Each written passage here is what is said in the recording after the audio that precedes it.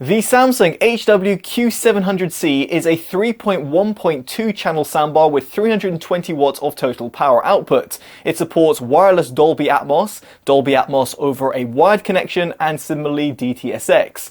Now, at the time of filming and in the UK, it can be found for £450, while in the US it can be found for roughly $450. However, I have seen prices fluctuate at up to £600 and $600 respectively.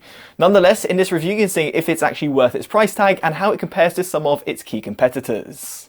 So to kick things off, let's talk about its design. And here the dimensions of the soundbar and the 6.5-inch wireless subwoofer will be on your screen, so you can weigh it up for yourself. In my case, I've got it on a cabinet in front of a 55-inch TV, and thanks to its slender profile, it doesn't obscure any of my lower portion of my television viewing experience. Now, it's also great to interact with because you've got a few physical buttons positioned at the top of the soundbar unit itself, which is certainly better in comparison to some of the rival alternatives that opt for touch or capacitive buttons, and you've also got a forward-facing LCD display, which gives you a handy indication of the settings that you're adjusting from afar. On that note, you've got a wireless remote that comes included within the box, which is certainly appreciated and gives you all the right options that you'll require. Now, to expand on that, you've also got the Samsung SmartThings app, and here you can quickly change the source, the volume, adjust the sound modes, and also the equalizer where you've got bass and treble controls. You've also got an advanced mode, but that can only be done if you go on the standard mode preset. You then also have the woofer controls and also the advanced sound settings where you can toggle on and off voice enhancement, bass enhancement, and night modes. At the top right hand side, you've got the device settings where, for example, you've got the Bluetooth pairing mode, the channel level, for example, the center and the front top, and also the audio sync and the audio feedback. Finally, you've got the Alexa, Spotify, Google Assistant settings, and some more information where you can actually check for a firmware update.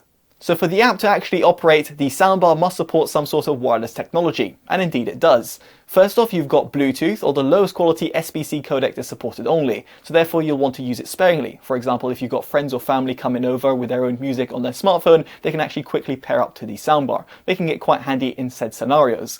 However, if you want higher quality playback over a wireless transmission, you'll want to use Wi-Fi. First off, you've got Apple AirPlay 2, you've got Spotify Connect, and also Alexa built in.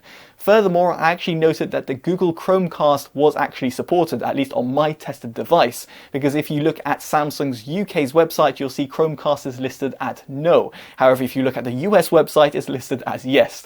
It's not the first, nor will it be the last time that I've noticed some inaccuracies on Samsung UK's website, but it's just something I thought I should highlight, because I was able to play back some music via my Android smartphone using the PowerAmp app, and therefore casting audio directly to the soundbar. Now, apart from that, I would like to also highlight that there's some physical connectivity.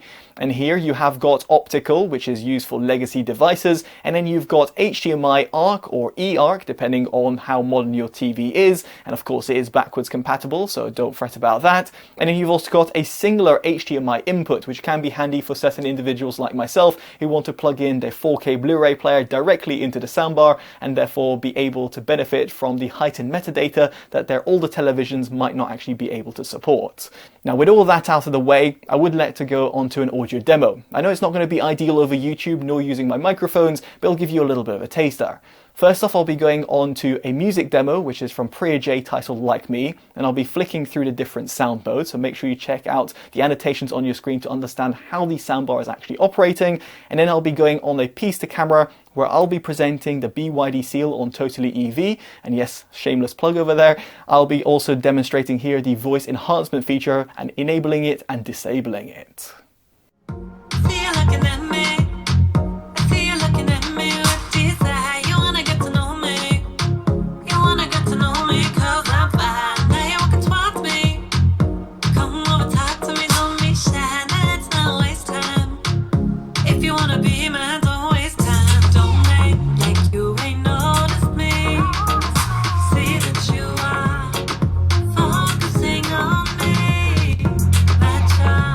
You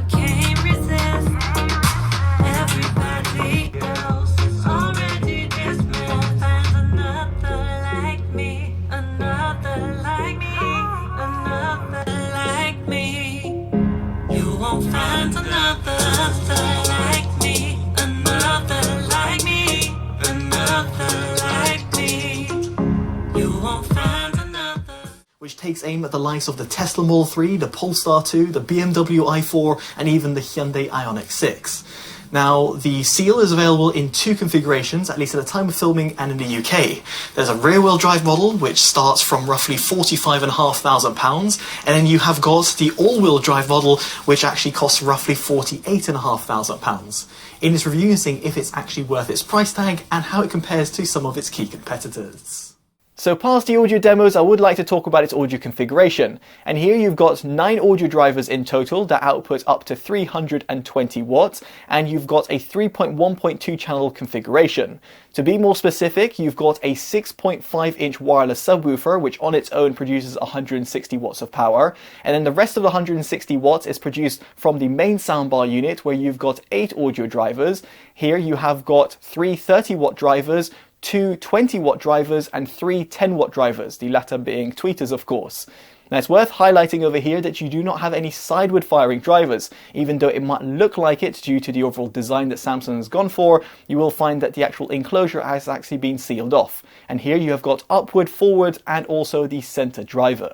Now, aside from all the hardware, you've also got software that complements it. First off, you've got wireless Dolby Atmos, which will be compatible with modern Samsung televisions, which unfortunately I was not able to utilize. And similarly, I was not able to test for the Samsung Q Symphony feature, which effectively utilizes the speakers that are positioned within the television and pairs it up with ones that are found within the soundbar, therefore giving you a supposedly bit more of that enriching sound.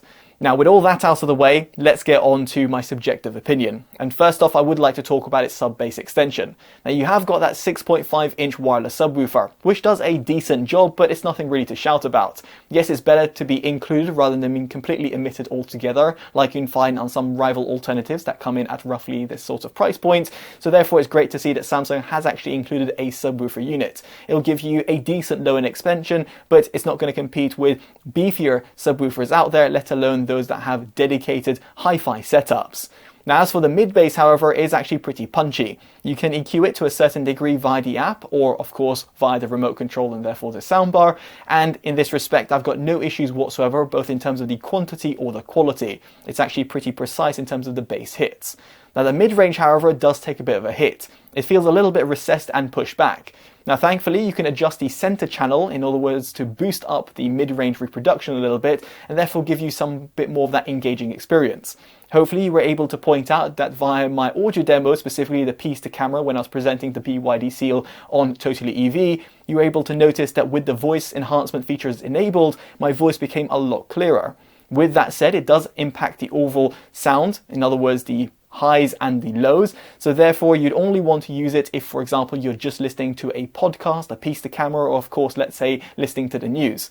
Outside of this, for example, if you're listening to music, you'll want to make sure that you disable the voice enhancement feature because it will drown out the other sound frequency range. Now, in this respect, I will just say that if you're comparing this soundbar with some of its nearest rivals, for example, the ones from Denon or indeed Sonos, these actually do a little bit better in terms of delivering a bit more of that forward sounding mid-range, and therefore vocals come out a little bit more on the foreground in comparison to the Samsung soundbar. Still, in the grand scheme of things, it's not too bad, but it's just something worth being mindful about. As for the highs, they actually extend very well thanks to the dedicated tweeters that's positioned within the soundbar, and therefore I had that sort of toe tapping feeling. Adjusting a little bit of extra on the treble EQ does seem to bring out a little bit of that extra zing, and therefore makes it not overly harsh or sibilant either. Now, finally, in terms of the overall soundstage reproduction, it's actually decent, although it's not exactly the best. The same could be said about some other alternatives at this price point, where none of them really excel. And that's namely due to the fact of the limited audio positioning and the driver configuration. As I did mention before, there are no sideward-firing drivers, which really would have aided the overall soundstage reproduction. Instead, you have a little bit more of that unidirectional sound. You have music that is coming straight at you, and specifically when you're watching movies. Now, on that note, I'm going to go on to a Dolby Atmos demo where I'll be flicking through Dolby Atmos and Dolby Digital on a movie which is from Transformers: Age of Extinctions. Make sure you check out the annotations on your screen to understand how the soundbar is actually operating.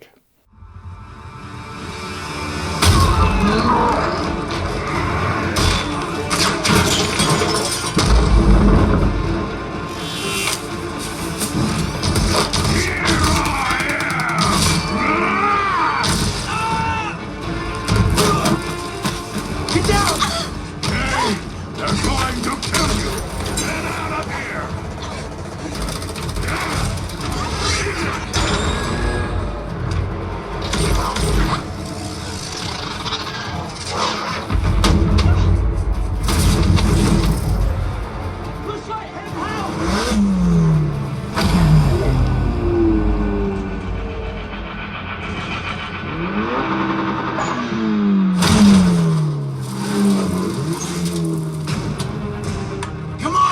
up, get in the car, let's go! Daddy, get in the car!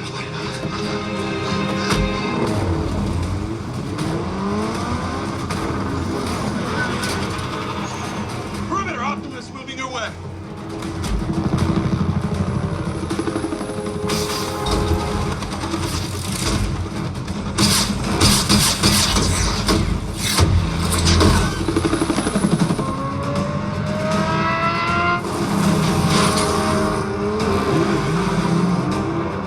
Now yet again, an audio demo over YouTube is never ideal. However, having sat in front of the soundbar while using heightened metadata such as Dolby Atmos or DTS:X, it really does come into life. And that's because it has upward firing drivers which try and bring out a little bit of that extra dynamism.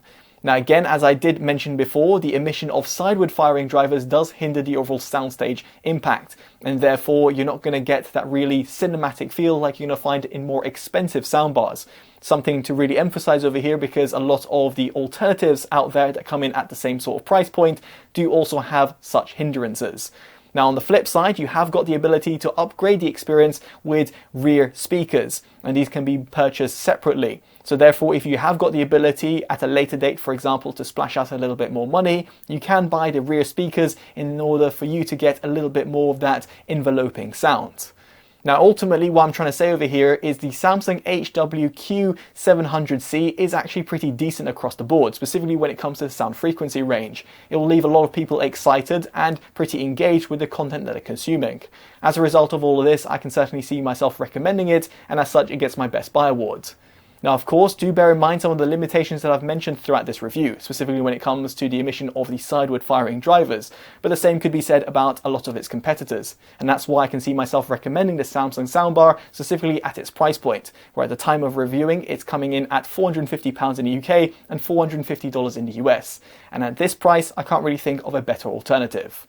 Now I'd be curious to know what you make of the soundbar down in the comment section below, and if you would pick it over some of the rival alternatives, some of which I've actually reviewed, and be down in the description below for your own consideration. Now if you have enjoyed this video, make sure you drop a like, subscribe and hit that bell notification, all of which would be greatly appreciated and allows me to continue delivering independent, honest reviews like this one. As such, I've been Totally Dubbed, and I'll hopefully see you in the next one. Take care of yourselves, and goodbye.